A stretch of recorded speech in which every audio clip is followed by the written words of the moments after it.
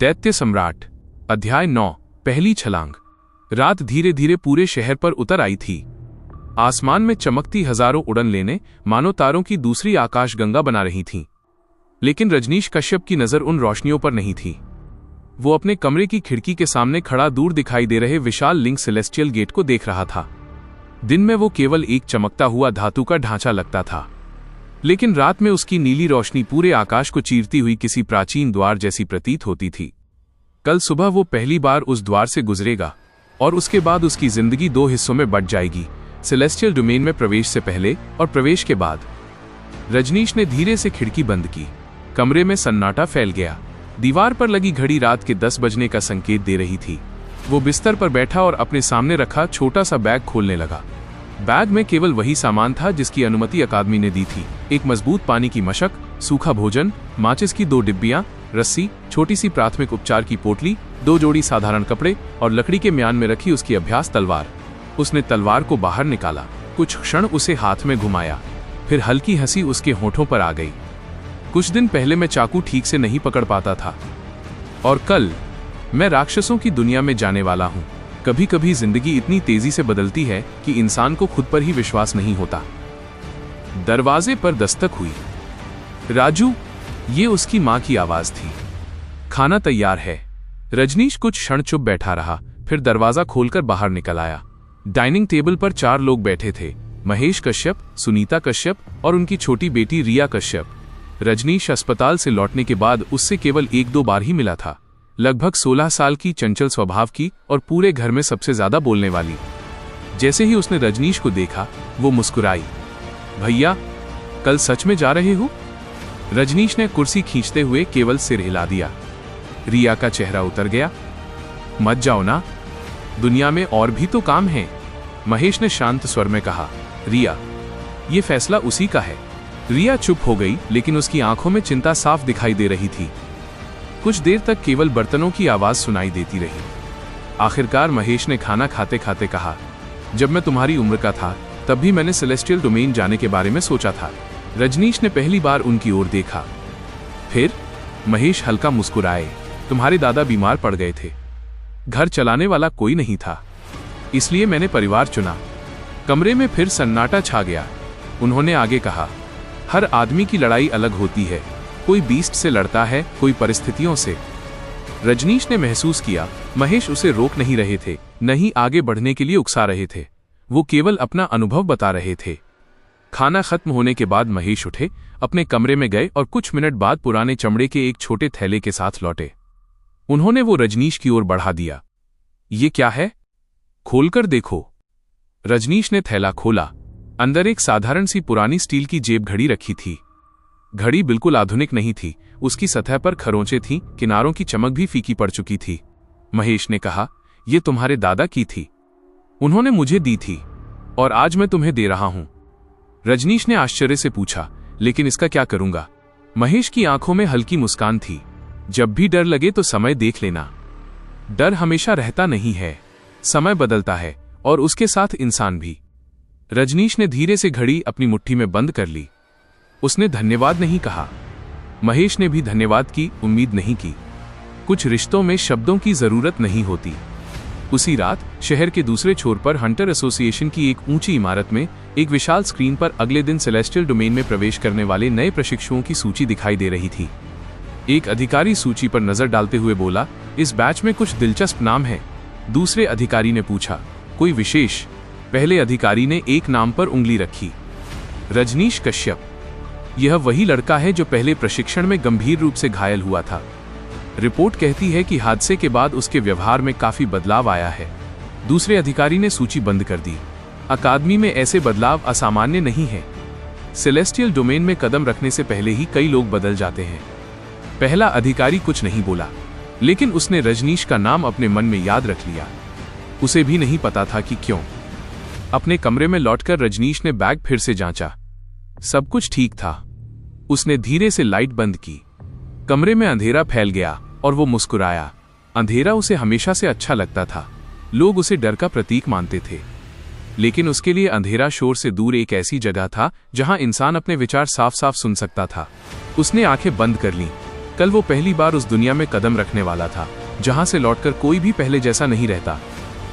सुबह सूरज अभी पूरी तरह उगा भी नहीं था कि पूरा शहर जाग चुका था। सड़कों पर असामान्य भीड़ थी। हजारों लोग एक ही दिशा में बढ़ रहे थे। कुछ अनुभवी हंटर्स जिनके चेहरों पर वर्षों का अनुभव साफ झलकता था, कुछ व्यापारी जो सेलेस्टियल डोमेन से आने वाले सामान की खरीद बिक्री के लिए जा रहे थे, और कुछ परिवार जो अपने किसी बेटे, बेटी, पति या पत्नी को विदा करने आए थे। आज लिंक सेलेस्टियल गेट के आसपास का पूरा क्षेत्र पहले से कहीं अधिक जीवन था। रजनीश भी अकादमी की बस से बाकी प्रशिक्षुओं के साथ वहां पहुंच चुका था।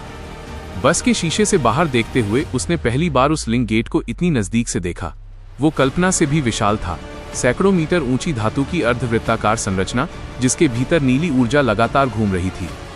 ऐसा लगता था मानो किसी ने आकाश का एक हिस्सा काटकर उसमें नीला समुद्र भर दिया हो।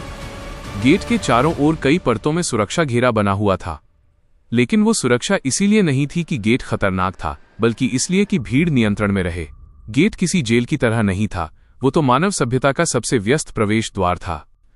रजनीश बस से नीचे उतरा और चारों ओर नजर दौड़ाई। यहां केवल अकादमी के छात्र ही नहीं थे। सैकड़ों सोलो हंटर्स अपने अपने सामान के साथ खड़े थे। कुछ के कंधों पर विशाल थैले लटके थे, कुछ के पास साधारण तलवारें थीं, कुछ बिल्कुल खाली हाथ दिखाई दे रहे थे।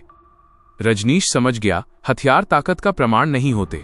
कई बार सबसे साधारण दिखने वाला इंसान सबसे खतरनाक भी हो सकता है। लाइन बनाओ, विक्रम देव चौहान की आवाज गूंजी। सभी प्रशिक्षु तुरंत व्यवस्थित होकर खड़े हो गए। आज उनके चेहरे पर कल वाली हल्की मुस्कान भी नहीं थी। हर किसी को एहसास था यह कोई अभ्यास नहीं है। आज से गलती की कीमत सीधे जान हो सकती है। विक्रम धीरे धीरे सबके सामने चलते हुए बोले, आज मैं तुम्हें भाषण नहीं दूंगा। जो जरूरी था वो पिछले कई दिनों में बता चुका हूं। उन्होंने कुछ क्षण रुककर सबकी आंखों में देखा। सिर्फ 3 बातें याद रखना। उन्होंने पहली उंगली उठाई। पहली, सेलेस्टियल डोमेन में कोई तुम्हारा इंतजार नहीं कर रहा। तुम वहां मेहमान नहीं हो, तुम घुसपैठिए हो। दूसरी उंगली उठी। दूसरी, अगर कभी समझ ना आए कि आगे बढ़ना है या पीछे हटना, तो पहले जिंदा बचो। भाग जाना कायरता नहीं होता, बिना वजह मर जाना मूर्खता होती है। फिर तीसरी उंगली उठी। तीसरी, किसी अजनबी पर आसानी से भरोसा मत करना, चाहे वो कितना भी मुस्कुराता हुआ क्यों न मिले। ये कहते समय उनकी आवाज पहले से कहीं अधिक गंभीर थी।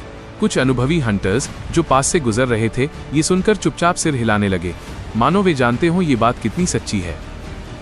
तभी आसमान में एक गहरी धात्विक ध्वनि गूंजी, वुल्लम। पूरा लिंक गेट हल्की कंपन के साथ चमकने लगा। उसकी नीली ऊर्जा पहले से कहीं अधिक तेज घूमने लगी। भीड़ में हलचल मच गई। गेट सक्रिय हो गया। आज का पहला चक्र शुरू हो गया। अनुभवी हंटर्स बिना घबराहट के अपनी अपनी पंक्तियों में खड़े होने लगे। रजनीश ने यह दृश्य ध्यान से देखा। कोई धक्का मुक्की नहीं थी, कोई जल्दबाजी नहीं। जो लोग वर्षों से आते जाते थे, वे जानते थे कि घबराहट यहां किसी काम की नहीं। आदित्य धीरे से उसके पास आकर खड़ा हो गया। डर लग रहा है? रजनीश ने कुछ क्षण गेट की ओर देखा, फिर सच सच कहा, हाँ। आदित्य मुस्कुरा दिया। अच्छा है, मुझे भी लग रहा है। दोनों कुछ पल बिना बोले खड़े रहे। कुछ ही दूरी पर एक छोटा बच्चा अपने पिता का हाथ पकड़े खड़ा था। उसके पिता शायद किसी हंटर ग्रुप के सदस्य थे। बच्चे ने पूछा, पापा, आप फिर कब आओगे? उस आदमी ने घुटनों के बल बैठकर बेटे के सिर पर हाथ फेरा। जल्दी। अगर शिकार अच्छा रहा तो तुम्हारे लिए इस बार कुछ अच्छा लेकर आऊंगा। बच्चा मुस्कुराया। रजनीश ये दृश्य देखता रहा। उसे पहली बार एहसास हुआ, हर हंटर सिर्फ ताकत के लिए नहीं जाता, कई लोग अपने परिवार के भविष्य के लिए भी जाते हैं। अचानक अकादमी के प्रशिक्षुओं के नाम पुकारे जाने लगे। पहला दल, आगे आए। रजनीश का दिल एक बार जोर से धड़का। उसने अपनी मुट्ठी में दादा की पुरानी जेब घड़ी को कसकर पकड़ लिया, फिर धीरे धीरे आगे बढ़ गया। कुछ ही कदमों की दूरी पर नीली ऊर्जा का विशाल पर्दा उसके सामने लहरा रहा था।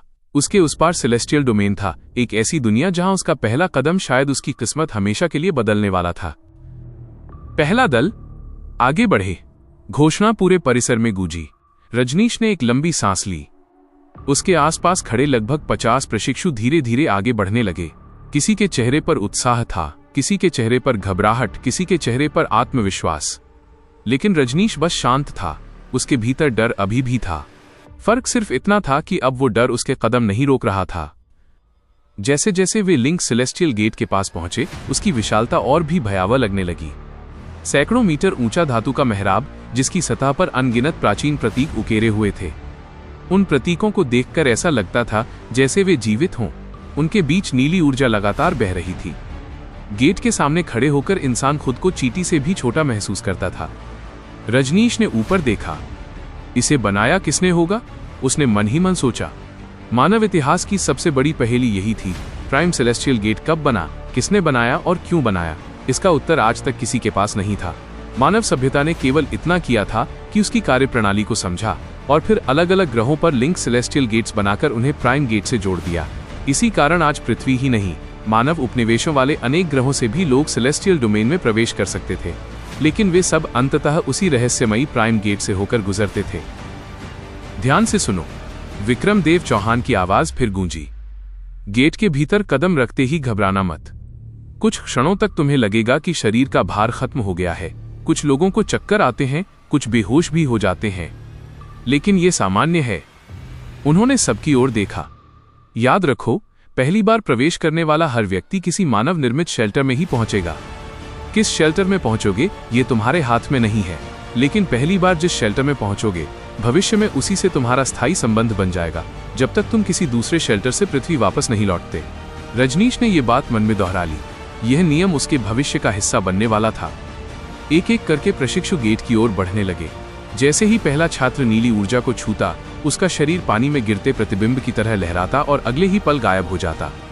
न कोई विस्फोट, न कोई तेज आवाज, बस एक शांत लहर और फिर खाली जगह। रजनीश की बारी अब केवल 5 लोगों बाद थी। उसका दिल तेज धड़क रहा था। उसी समय आदित्य ने हल्के से उसकी कोहनी में टक्कर मारी। अगर उधर मिले तो पहली चाय मेरी तरफ से। रजनीश ने उसकी ओर देखा।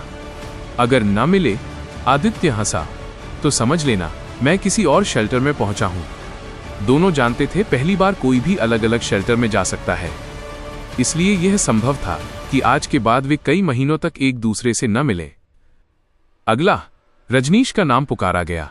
उसने अपना बैग कंधे पर ठीक किया। एक पल के लिए पीछे मुड़कर देखा। पृथ्वी, उसका नया परिवार, हंटर एकेडमी, सब उसकी आंखों के सामने था। फिर उसने बिना हिचकिचाए आगे कदम बढ़ा दिया। उसकी हथेली नीली ऊर्जा से टकराई। एक ठंडक पूरे शरीर में फैल गई।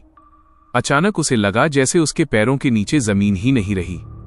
चारों ओर केवल नीली रोशनी थी, न ऊपर, न नीचे, न दाएं, न बाएं।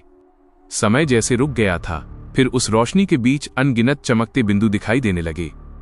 हर बिंदु किसी अलग दिशा में जा रहा था। कुछ क्षणों के लिए उसे ऐसा लगा मानो वो पूरे ब्रह्मांड के बीच से गुजर रहा हो। अगले ही पल उसके कानों में एक भारी धड़ाम की आवाज गूंजी। धम! उसके पैरों ने फिर से ठोस जमीन को महसूस किया। उसने धीरे धीरे आंखें खोली। उसके सामने पत्थरों से बनी एक विशाल दीवार खड़ी थी।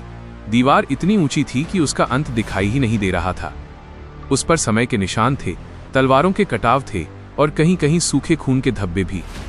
दीवार के ऊपर मशालें जल रही थीं, उनकी लौ हवा में कांप रही थी। दीवार के बीचों बीच एक विशाल लकड़ी का फाटक था। फाटक के ऊपर बड़े अक्षरों में एक नाम उकेरा था, अश्वमेध शेल्टर। रजनीश कुछ क्षण तक उस नाम को देखता रहा। उसने धीमे से सांस छोड़ी। तो यही मेरी शुरुआत है। उसे अभी नहीं पता था कि यह शेल्टर आने वाले वर्षों में उसके जीवन की सबसे महत्वपूर्ण जगह बनने वाला है और यहीं से उसकी कहानी सचमुच शुरू होगी।